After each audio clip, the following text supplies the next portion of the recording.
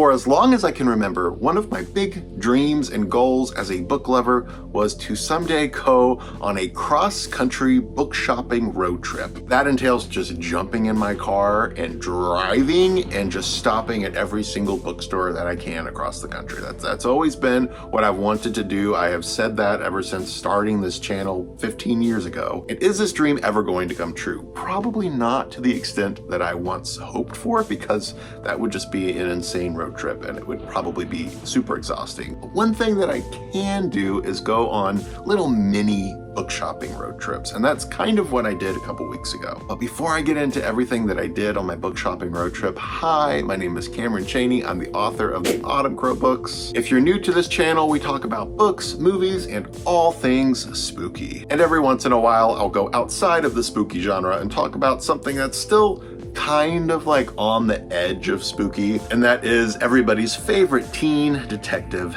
Nancy Drew. I love Nancy Drew. I've been a big fan of Nancy Drew ever since I was a tiny little kid playing the computer games and reading the books. And I recently discovered in Toledo, Ohio, which is basically my back door. I live about 2.5 hours away from Toledo. At the main branch of the Toledo Library is this epic, amazing Nancy Drew collection that had once been owned by Jennifer Fisher. Ever since I found out about this, I have been wanting to go to the Toledo Library to check it out. And I thought to myself, what better time than to get a hotel in Toledo, go to this museum and see all of the different Nancy Drew pieces, and to also hit up all of the bookstores between me and Toledo and all of the bookstores in the Toledo area, which there are many. So that is what we did, and I took you guys along with me. So I got footage of my entire trip from all of the different bookstores to the Nancy Drew collection at the library. Now, because I got so much footage and I saw so many amazing, terrific bookstores that I hope one day you guys will visit too, I'm gonna divide this into 3 different videos. This is gonna be kind of a trilogy. My road trip was 3 days long, so we're gonna be going over all the places I saw the first day,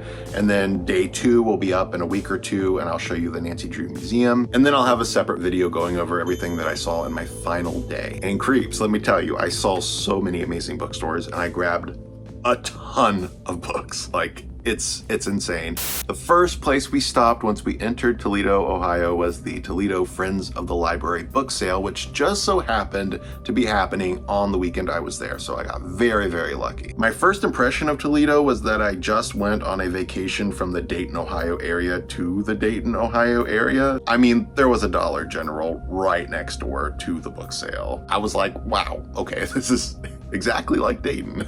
But hey, the Dayton area has great bookstores, and I quickly found out that this twice-a-year book sale had no shortage of books. Walking in and just seeing the vast landscape of bookshelves and just books surrounding me was just like heaven. I go to bookstores all the time. You guys know this if you've seen any of my book shopping vlogs. I don't often find a lot of exciting new books where I live anymore because I've kind of bought everything, and every once in a while a store will get something new. But walking into a totally brand new store, to me, one that I've never been in, it's just completely new territory, that was an amazing feeling. Inside of this bag, this half-price books bag, I have all the books that I got at the store. The very first thing I found was probably one of the best finds of my entire trip. So we started off with a bang, and that is a first edition, first printing of Flowers in the Attic by V.C. Andrews, one of my favorite books of all time. I do already own a first edition, first print of this that I was lucky to find at Half Price Books for a good price, but this was literally 50 cents. I could not pass it up. So I picked it up, I took it home with me. It is a pretty nice copy overall. In fact, it might be a little bit nicer than my other copy. So I'll have to compare them and see which one I want to keep. Another horror book with a great die cut cover is Phantom. This is by Susan Kay. So what's amazing about this book is it's insanely extra. It is a die cut cover that folds out. It also has some artwork in the back. Kind of looks like there was once something here. Whatever was there is now gone, but that's okay. Again, this book cost 50 cents. Everything in the store was $1 or less. A couple more things that I found in the adult fiction section was this old school zebra gothic book called Midnight Heiress. I love these gothic book covers with these beautiful ladies running away from these gorgeous Victorian houses. in this case, right off the beach, which looks amazing. These zebra Gothic books are usually really expensive, so the fact I got this for 50 cents was a great deal. I also looked at the science fiction fantasy section. Unfortunately, they didn't have a whole lot, but I did find a couple of things. This is called Cyber Books by Ben Bova. This is about a publisher, so a science fiction book about a publisher. Sounds amazing. And then this is called Smile on the Void, and it says it's by Stuart Gordon. I kind of wonder if that's the film director, the director of Reanimator and From Beyond and a lot of my favorite horror films. I don't know if it's the same guy. After hitting up the adult fiction section, I went over to the kids section because you guys know I love collecting children's books, vintage children's books. Anything that's from my youth, from the 90s or earlier, from the 80s or 70s or 60s, I want to give them the proper home they deserve and try to track down these first editions of these books and give them the respect that a lot of people wouldn't. And then one day, maybe this library of mine can be a museum like the one that I saw in Toledo for Nancy Drew. I don't know, that's another one of my goals as a reader and a book collector, is to be able to share my collection with other people. Anyway, I did go to the children's section and I did find a couple of vintage mysteries. This is a Connie Blair mystery. I've always wanted to read these. She's like a Nancy Drew kind of detective. A Vicky Barr mystery. So Vicky Barr was like Nancy Drew, but she was a flight stewardess like during the wartime era. This series was very much a response to World War II, and with all of the men being gone overseas fighting in the war, trying to build up the confidence of girls and young women and show them that they can fight in this war too. Like, there is a place for everybody and we all need to work together. So there's definitely a history here, but this is one of the books in the series, Vicky Finds the Answer. Of course, both of these books are missing the dust jackets. I try to collect first editions of books with the dust jackets, but these were literally $1 a piece. And books like this that are 70 years old, it's probably a good idea to pick them up for $1. So I did. I found so many other vintage children's books, as you can see here. A lot of these are from the 80s and 90s. Like, for instance, we have Vic the Vampire. I had never heard of this before. This looks so freaking cute. It's book number 2 in the series, so obviously there are others that I need to get. I love spooky children's books like this that have cute, eerie illustrations. I'm kind of surprised I didn't know about this series before, because I'm sure I would have loved to have read this as a kid. I love this picture. Look at that. Ah, look at all the books. Then we have another 90s series that I've been trying to find for a while. This is a book in the Monster Kids series, Drax Slumber Party. Look at this kid, this Dracula kid. He looks so cool. All of these children's paperbacks were 25 cents, which was a great deal, especially this Monster Show. This is a series I've been collecting for a while. Very short-lived series. I think there's only like 3 books in the series overall, but this one has been eluding me for a long time. I have the other books, I just needed this one. Horror Show, The Gruesome Guests, and Other Stories. A couple more spooky kids books. We've got this one that has like bite marks taken out of it. They're not real. Obviously, that's a design choice. It's a book in the Chomps series, The Twilight Ghost. Looks very cute, kind of goosebumpsy in a way. This one's from 2004, so it's actually way later on, which is probably why I didn't know about this series. Ablaze, now this one is brand new. Like, this just came out in 2023. I don't usually collect newer books, but I do have a lot of books by this author, and I wanted to get it for my collection of his books. I will say the cover kind of sucks. It looks really ugly to me. But that's the world we live in. A lot of the times book covers just kind of suck nowadays, in my personal opinion. Any other spooky ones here? Let's see. Here's another spooky one. This is actually a young adult novel. It's called The Stopping Place. It's about a witch next door. Always going to pick up a book that has a creepy witch next door who's probably not actually a witch. You know, that classic Babysitter's Club kind of twist of, oh, there's this woman next door who does witchcraft and she's got a black cat, and it turns out she's actually just kind of a grouchy old lady who wants you to stop messing with her flower garden. This one is from 1976. It's a first printing in beautiful condition. Into the Dream by William Sleater. I feel like I already owned several different copies of this book, but this one is an actual true first printing from 1979. And then the rest of these are not necessarily spooky. They're just fun little nostalgic books. Like here's a Clueless book. This is from the Clueless TV show, which I never watched. I didn't even know there was a Clueless TV show until very, very recently, but I love the original movie with Alicia Silverstone. I do want to track down the TV show and watch it one day just out of curiosity, but I have been collecting the books as I find them in the wild. Here we have a Point romance book. Okay, so Point, I collect the Point horror books, but there was a Point romance series as well. And just because it's 90s, I picked them up because, I don't know. This is what I love, guys. Who else is gonna buy these books? They're just gonna stay on the shelves of these stores, and eventually the bookstore is going to recycle them, and then they're gonna be gone forever. Somebody needs to preserve the legacy of Point romance, okay? So we've got In Sickness and In Health, which I'm thinking is probably a sicklit book. A lot of books back then had dying teenagers in love. It came way before The Fault in Our Stars. We have a novelization of The Page Master, one of my favorite movies of all time. I am a book nerd. I've been a book nerd since I was a little tiny kid. So watching this movie as a kid only made my love of books grow stronger and stronger, because this is a movie all about libraries and books and the magic of books and the way books can bring a person out of their shell and help them to discover themselves. It's a magical movie, and of course, when I saw the novelization at the store for 25 cents, I had to get it. Next is Remembering Mog by Colby Radowski. This is a young adult book from the late 90s about a girl whose sister was murdered right after graduation. Is this a murder mystery? No, this is a book all about grief and trying to move on after the death of somebody you really love. Pretty heavy stuff. The 90s wasn't playing around. And we still have even more just random 90s kids books. We've got the Herbie Hummersome Homework Haters Club.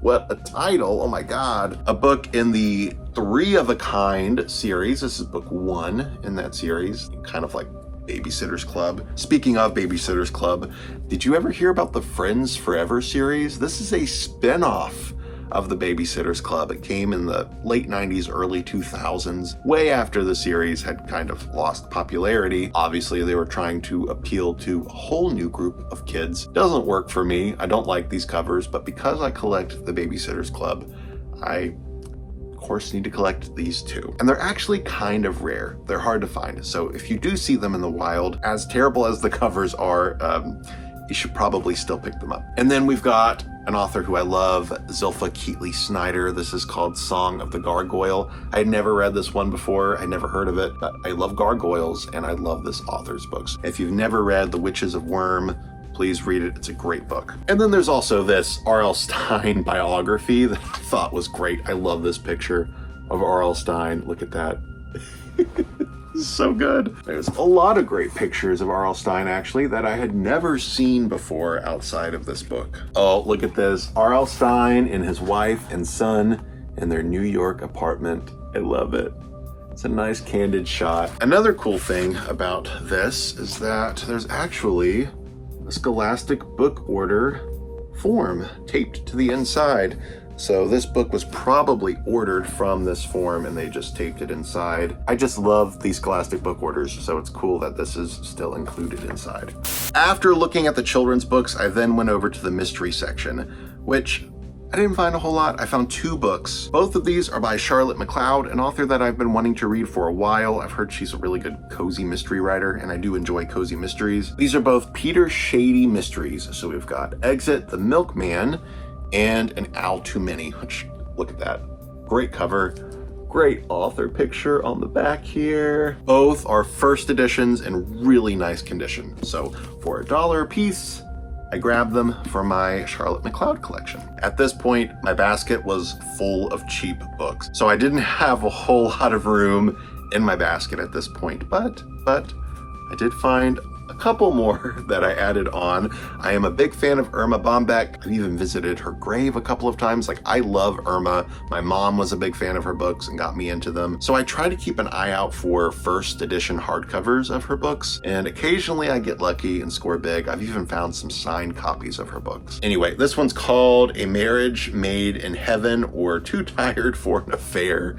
So Great title. All of her titles are so good. Irma, you are the best. And then lastly, from 1986, we have a Rock Hudson memoir. I'm a big fan of Rock Hudson's movies. I have seen the documentary about Rock Hudson and just think his life story is amazing and very, very sad what happened to him. I do feel like it was pretty respectful of him overall, but it does capitalize on those more sensational bits of his life, and it would be interesting to hear the story from his own mouth. So there you go. That was the first bookstore I stopped at, the Toledo Friends of the Library book sale. Like I said, it's not gonna just be open all the time. So keep that in mind, check the website, plan around the book sale. They don't just have books. They've got a lot of movies, they've got games, board games. They had a really great section crammed full of VHS tapes. I will say I didn't find any VHS tapes that I wanted. There were no horror VHS or anything, but still, it was really cool to see so many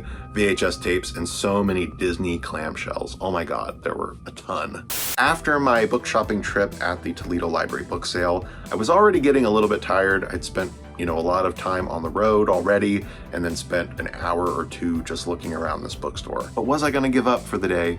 No, I wasn't. I stopped at 3 more stores. The next stop was Encore Books, which yes, was also neighbors with a Dollar General, funnily enough. But the storefront itself was super cute, and walking in and just seeing this quaint little bookstore, it's adorable. And it does look quaint and small when you first walk in, but once you kind of venture on back, you can see that there's actually a lot of rooms to the bookstore. There's a lot more to see than meets the eye initially. They had a ton of books, and I'm talking a great children's section, a fully stocked fantasy, science fiction section with a lot of great vintage books. And they did have a horror section, which is more than I can say for most bookstores. It left a little bit to be desired, but I was just happy to find some vintage horror books here. I will say though, the prices were super steep, like priced to stay.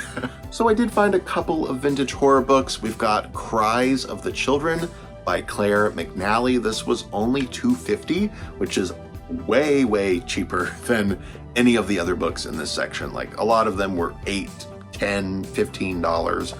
Way too much. But $2.50? Like, yeah, I'll grab it. Claire McNally, she's a really great vintage horror author. She writes a lot of books that have more of like a V.C. Andrews kind of thing going on. You know I love V.C. Andrews. I also found this one here called Cemetery of Angels by Noel Hyde. Other than the price point being only $4, which is pretty good for a pinnacle horror paperback in such great condition, I was also drawn in by the synopsis. There's this woman who moves to Southern California with her kids. They move right down the street from this star-studded cemetery, which sounds amazing. Anyway, she moves to Southern California with her kids. Both of her kids end up going missing, and apparently there's some ghost story kind of things going on here as well. So those were the only 2 adult horror books that I got, but I did check out the adult fantasy and science fiction section, like I was saying, and I found the only V book that I needed. So V was a very popular miniseries back in the 70s,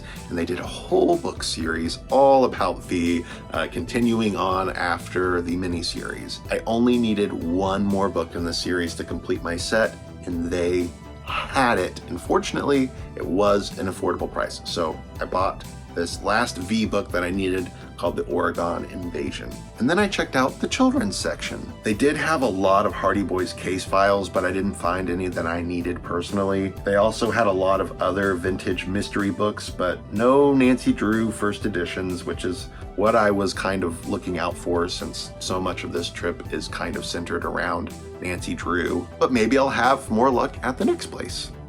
Or not.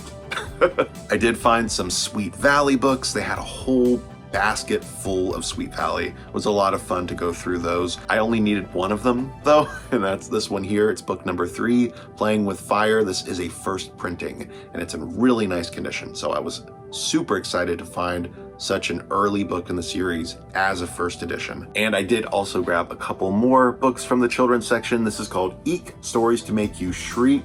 This was a series that I loved as a kid. It's Goosebumps for a much younger audience. Like, it's got ton of illustrations. This is more of like an easy reader. As you can see, there's not a lot of text. It's mostly pictures, but it's got some really great illustrations. This one is called Dragon Breath, but there are a ton of other books in this series, and I've been trying to collect all of them. I'm getting pretty close. I think I'm only missing like 3 or 4. Got that one there, and then I also found a Jovial Bob Stein book that I was missing. For those who don't know, Jovial Bob Stein is R.L. Stein. This was his comedy name, his joke book writing name, because he wrote a ton of joke books before he started writing scary books. This one's called 101 Creepy Creature Jokes, and yeah, his joke books are hilarious, a whole lot of fun to read, and they always have great illustrations. So that's all we got at Encore Books. Overall, my thoughts on the store: it's very nice, it's very pleasant, but man, oh man, they need to lower their prices. It's way too much. Fortunately, right next door to Encore Books was a comic book store. I don't talk about comic books enough on my channel. I don't know why. I love comics. Comics are one of my passions. I love to collect them. I love to collect vintage comics, horror comics. There were a couple of new release comics that I was after, and fortunately, Monarch Comics did have a couple of them. We have Epitaphs from the Abyss, which is the brand new series from EC Comics. EC is the original creator of Tales from the Crypt. It didn't start with the TV show. It was originally a comic book series in the 50s. Creepshow by Stephen King was inspired by the original Tales from the Crypt comic books. Anyway, EC Comics is back, and they are doing the Lord's work by writing brand new horror stories that are really good. So we have issue number 11 and issue number 12 of Epitaphs from the Abyss. I love this cover especially. I love a good creepy scarecrow. I mean, I'm from the Midwest. What can I say? We also have the new Toxic Avenger comic. This is the Toxic Avenger meets Jesus Christ. No, I don't know. I don't know. It actually makes sense though, because Toxic Avenger is one of the craziest things out there, and for him to be meeting Jesus Christ and going on adventures with Jesus, it makes sense in a weird way. So not only did Monarch Comics have a few of the new comics that I needed, but they also had a lot of great vintage comics, including dollar comics. Love digging through dollar comic bins. It's one of my favorite things to do. It's so much fun. You can find so many treasures. All of these were found just by digging through the dollar comics. So here's everything I found. I found some Orion, Lord of Atlantis comics. I love the covers on these. We've got some Vertigo comics here. Eclipso, Morbius, the Vampire, Night Force. We also have a V comic. I was just talking about that book that I found that's a tie-in of V. They also had comic books. Look at that. Warriors of Plasm. Oh my gosh, I have been wanting to read these so bad. I have found a few odd and end Warriors of Plasm comics here and there throughout my comic book shopping adventures, but I didn't own the first 5, and I found the first 5 at this store, which means I can start reading this comic now. So yeah, all of those were $1 a piece, which is a pretty great deal. And then I did find a Savage Sword of Conan magazine from 1985. This is issue number 116. It was only $3, so of course I had to pick it up. I love Conan. He's so freaking cool. I'm a big fan of sword and sorcery comics and magazines, so Conan is the shiz. So after seeing those 3 stores, was starting to get a little bit hungry, but we decided to keep going, and we went to the Maumee Antique Mall. Maumee is just like an area of Toledo, and they have this amazing antique mall that just stretches on and on for miles and miles. Okay, that's an exaggeration, it's not miles, but it is a big store. Remember when you were a kid and you were dragged to antique stores by your parents or your grandparents just to see a bunch of funny smelling furniture? Well, what's considered an antique now is everything that was once in your childhood bedroom. While that may hurt to think about, hey, at least antique stores are cool now. Don't pass them up. That's my advice to you guys. I love antique stores. I love going and seeing what all of these vendors have to offer, and I found so many cool things at this antique mall. For instance, I saw all of these really cool vintage toys. Yeah, I almost bought this. An $80 Ren action figure, anyone? These Kiss action figures were freaking enormous, as were the prices.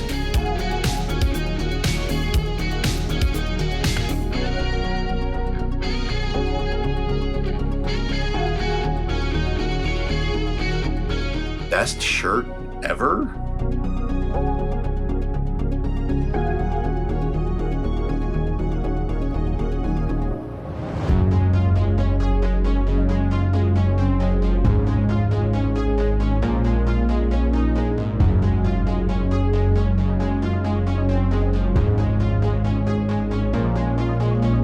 I only ended up taking home a couple of toys, like this Spawn action figure, for instance. I love Todd McFarlane's Spawn, but I've never actually owned any Spawn figures. I've owned some other McFarlane toys, but never a Spawn toy. This was just too good a deal. It was 10 bucks. I've never seen these toys for so cheap. I also found this amazing, incredible Hardy Boys mystery board game. This was only $7, guys.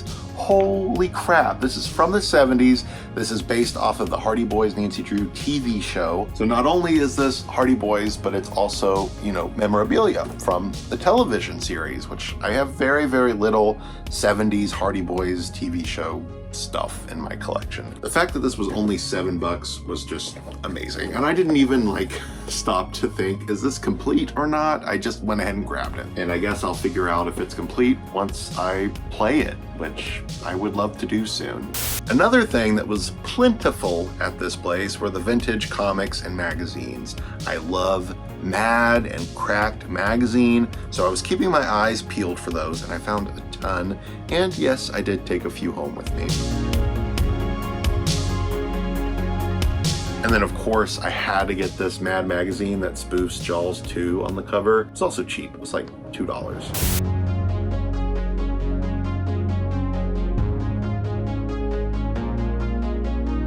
I found a lot of great comic books as well. I had to pick up this Hook comic. I didn't know that they did Hook comics, but they did. So here's one of those.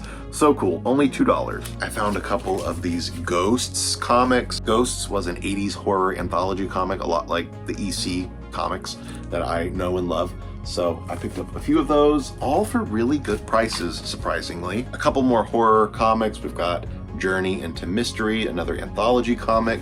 We've got Weird World. Look at that, it's so good. And there's even an ad for the movie Orca on the back, which is basically Jaws, but with a killer whale. And then I had never heard of these. These are the Frankenstein Dracula War comics. There's only 3 of them, and I did find all 3. So there's issue number 1, issue number 2, and issue number 3. These are from Topps Comics. It looks like they're from the 90s. There were also so many amazing horror magazines and comics that I wanted, but they were priced to stay, unfortunately.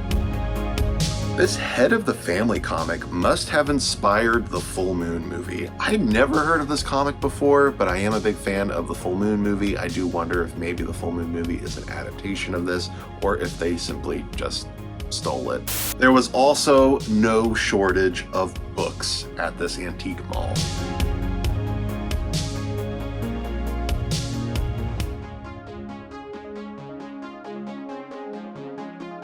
I had to grab these copies of Doc Savage. These are really great mass market paperbacks of the Doc Savage series. These are first printings of these editions. So we've got The Men Who Smiled No More, that great cover, Nip Out, and we've got The Feathered Octopus, another great cover. These are in great shape, and they were so cheap. Found a whole bunch of Mad books, which are basically just compilations from the magazines.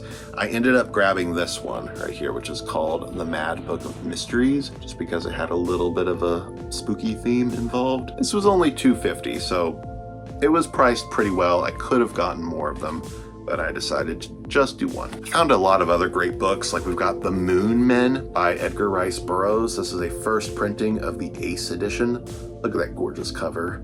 This is from the 60s. Found a Mary Roberts Reinhardt mystery. This is The Circular Staircase. It's the Dell Mystery Edition by Silver Raven Wolf. If any of you lived through the 90s and you were into horror or witchy stuff, I'm sure you heard of Silver Raven Wolf, because with a name like that, how could you not pick that up off the shelf? I don't know if she's still around. Maybe she's still writing today. I don't know. But she wrote a lot of books about witchcraft, and then she also dipped her feet into fiction. And this is one of her fiction series. It just looks so good. So grab that. It was less than $1. And then I did find one of these cheesy teenage books. This is the Seniors series, book number 3, Winner All the Way. I love these covers. From the outfits to the cheesy poses, it's delightful and it brings me life. Oh, yeah, I should probably mention that Halloween showed up at the Maumee Antique Mall. Big time.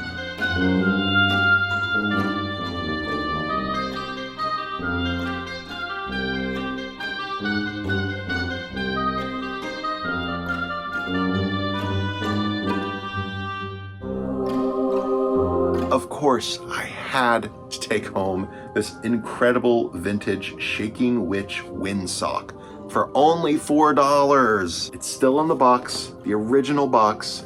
It's in pretty good shape.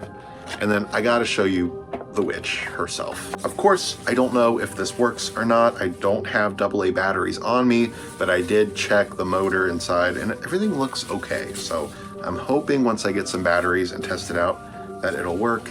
If not, it's fine. She's just gonna like hang up in a corner of my living room. So yeah, here she is. So cute.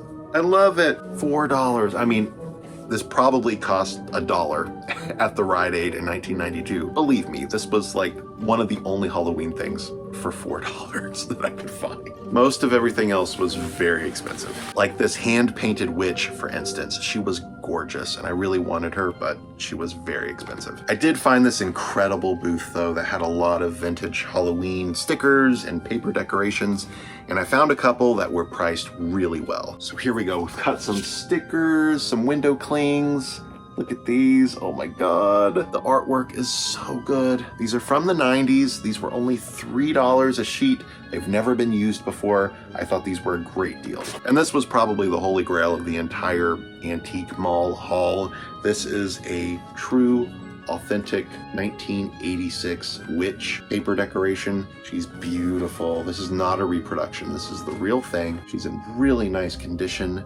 She's just a little bit creased up here, and that's it. Everything else is in good shape. This was, I forget how much. I think it was like $3, $2. Maybe it was $5. I don't know, but it was cheap. These paper decorations are never that cheap, especially the real ones, the authentic ones from the 80s. So that was it for the antique mall. For dinner, we went to Cracker Barrel. I got a delicious s'mores latte. It was so good and so refreshing. And then, of course, I had to stop to admire the Halloween decorations.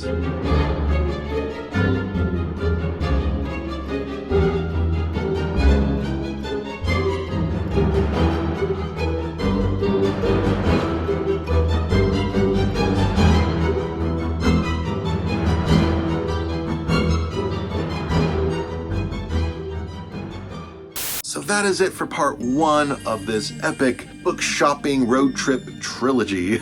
I'll be back for part 2 very soon. In part 2, we're going to be going to the Nancy Drew Library Museum to show you all of that and all of the cool bookstores that I went to. I went to a Goodwill bookstore. I went to a place called Nevermore Books, which had so many great horror books. There's still so much to show you guys, so I hope you stick around for the other parts in the series. Thank you guys so much for watching. Thank you to all of my Patreon supporters over here. You can support me on Patreon for as little as $2 a month. There's tons of back videos on my Patreon that you can't see anywhere else. So just letting you know, in case you want a little something extra, no pressure. Thank you guys for watching, and I'll catch you very soon in the next episode of Library Macabre.